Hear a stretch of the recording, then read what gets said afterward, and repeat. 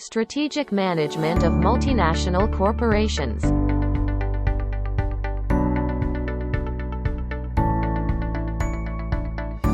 Part 4.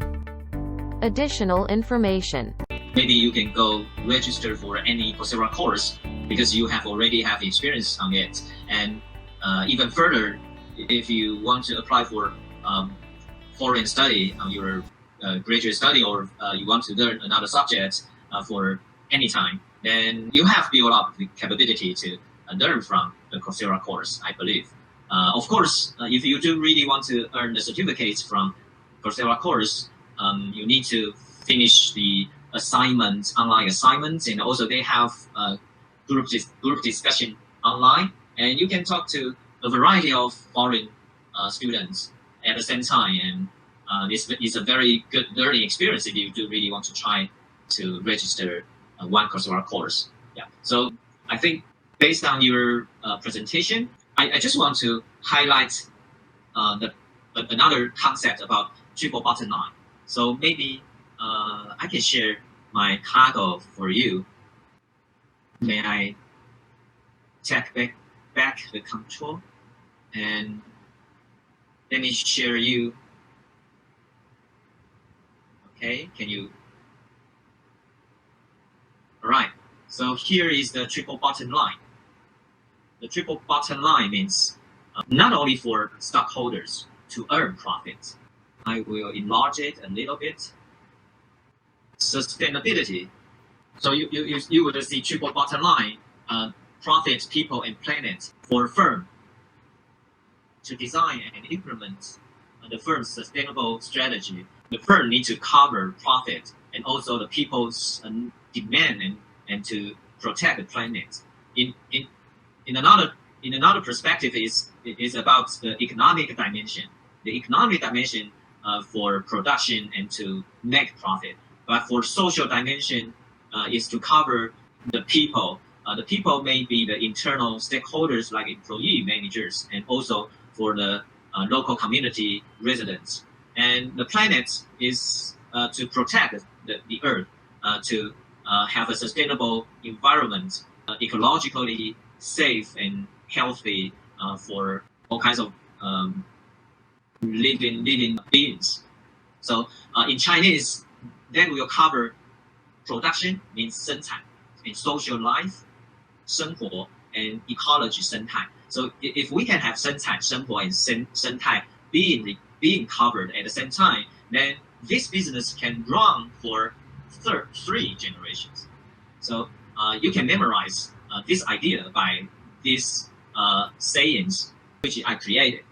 三生有幸，这个是我自己创的，你比较好记忆，就是说，一个永续的策略，就是说，不只是想要追求短期的利益，它还能够照顾内外部的利害关系人，能够照顾到环境生态，所以生产、生活跟生态都能够被照顾到，那这一个 business 就能够 sustainable。这个 sustainable 就至少是3代，三生有幸，大概一个 generation 如果是20-30年的话，3个 generation 至少是60到80年。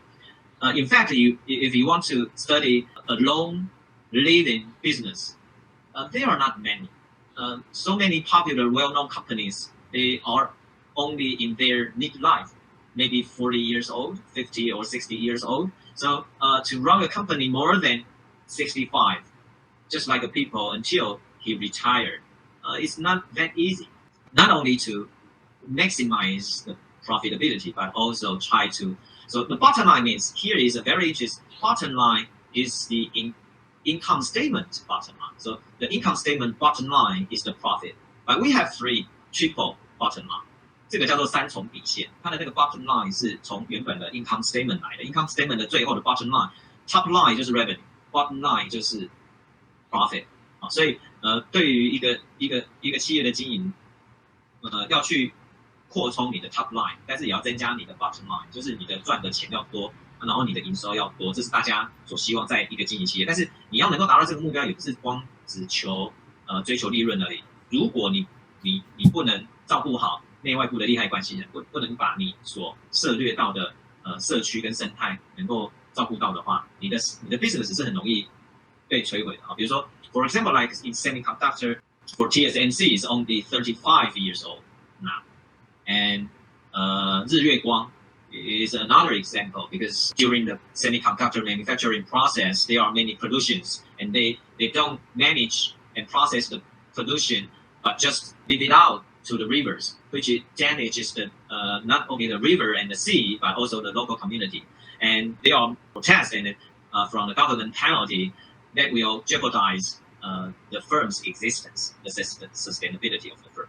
Yeah. There are certainly some further advanced topic for that we are not able to cover at this moment. For example, like balance scorecard, and balance scorecard is a very popular tool for a firm to take stakeholders into consideration, because you can see from your cargo mind map, financial outcomes common goal for a firm to pursue. But if you want to achieve a good performance, you should really have your customers satisfied. And how to satisfy your customer? Then you have to maintain a very efficient and effective internal process. And who can run this process is about people. Learning and technology should be implemented, should be prepared in advance. So balance scorecard, 平衡计分卡, is a good tool to remind the firm's decision maker not only focus on the final outcome of the financial performance, because if you do really want to have a good financial performance, you have to pay attention to the customer needs and satisfy customer and have a good customer relationship management. How can you satisfy customer? You need to make your internal process efficient and effective, and the people can learn to behave to contribute more and more by learning more and more. Yeah. So balance scorecard is really a good tool. If you in the future, maybe next year, after your graduation, you go to the company and you go into the corporate strategy division or corporate strategy department, and you become a strategic specialist, then it's very possible for you to execute balance scorecard. And I want to wrap up today's topic to remind you again, what is corporate governance? And in fact, the corporate governance, I will show you my handwriting again. So you can see this is a hierarchy of the corporate governance. Because why is this important? Because there is always conflicts of interest within the firm and outside the firm. So within the firm, you need to align the interest from stockholders or shareholders to board of directors, to top management team, and to the bottom organizational units. So you need to align there.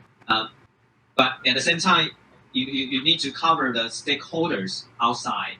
We already mentioned local community, debtors in other countries, or in Europe, the union or the debtors are critical external stakeholders, and they can also serve on the board of directors. 在欧洲的他们的债权人跟就是工会是可以变成董事之一的，那是他们的制度。所以这就代表说，在欧洲的国家，他们是比较兼顾那个不同的利益的代表人。那在美国的话，它有独立董事的设计 ，independent director。Independent, the design of independent directors is also good for bringing third parties' knowledge and more neutral position toward the decision making of the firm. Okay.